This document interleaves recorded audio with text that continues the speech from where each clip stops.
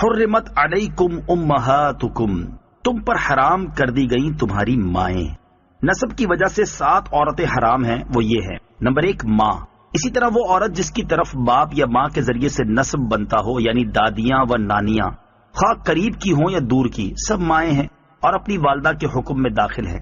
سوتیلی ماؤں کی حرمت کا ذکر پہلے ہو چکا۔ نمبر 2 بیٹی، پوتیاں اور نواسیاں کسی درجے کی ہوں، بیٹیوں میں داخل ہیں۔ نمبر 3 بہن۔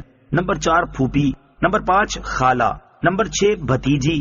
نمبر 7 بھانجی۔ اس میں بھانجیاں، بھتیجیاں اور ان کی اولاد بھی داخل ہے۔ خلاصہ یہ ہے کہ اپنی اولاد اور اپنے اصول حرام ہیں۔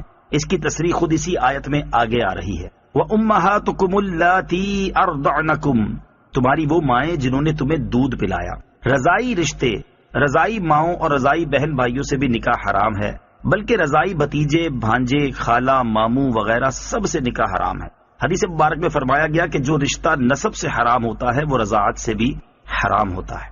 وَأُمَّهَاتُ نِسَائِكُمْ، اور تمہاری بیویوں کی مائیں۔ 4 طرح کی عورتیں مصاہرت کی وجہ سے حرام ہیں، اور وہ یہ ہیں۔ نمبر 1 وہ بیوی جس سے صحبت کی گئی ہو، اس کی لڑکیاں۔ نمبر 2 بیوی کی ماں، دادیاں، نانیاں۔ نمبر 3 باپ دادا وغیرہ اصول کی بیویاں۔ نمبر 4 بیٹے پوتے وغیرہ فروع کی بیویاں۔ وَرَبَائِبُكُمْ، اور تمہاری سوتیلی بیٹیاں، جن بیویوں سے صحبت کرنی ہو ان کی دوسرے شوہر سے جو بیٹی ہو، اس سے نکاح حرام ہے، اگرچہ وہ شوہر کی پرورش میں نہ ہو، کیونکہ پرورش کی قید اتفاقی ہے۔ مگر یہ سوتیلی لڑکی صرف شوہر کے لیے حرام ہے، شوہر کی اولاد کے لیے حلال، اور شوہر کے لیے بھی جب حرام ہے جبکہ بیوی سے صحبت کرنی ہو، اور اگر بغیر صحبت طلاق دی یا وہ فوت ہو گئی تو اس کی بیٹی حلال ہے۔ وَحَلَائِلُ أَبْنَائِكُمْ، تمہاری حقیقی بیٹوں کی بیویاں۔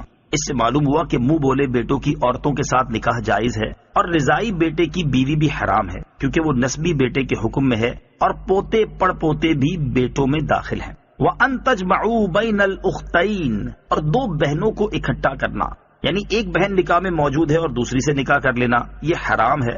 اور حدیث شریف میں پھوپھی، بھتیجی اور خالہ بھانجی کو نکاح میں جمع کرنا بھی حرام فرمایا گیا ہے۔ نوٹ: تفصیلی معلومات کے لیے فتاوی رضویہ جلد نمبر 11 سے اور بہار شریعت حصہ 7 سے محرمات کا بیان پڑھیے۔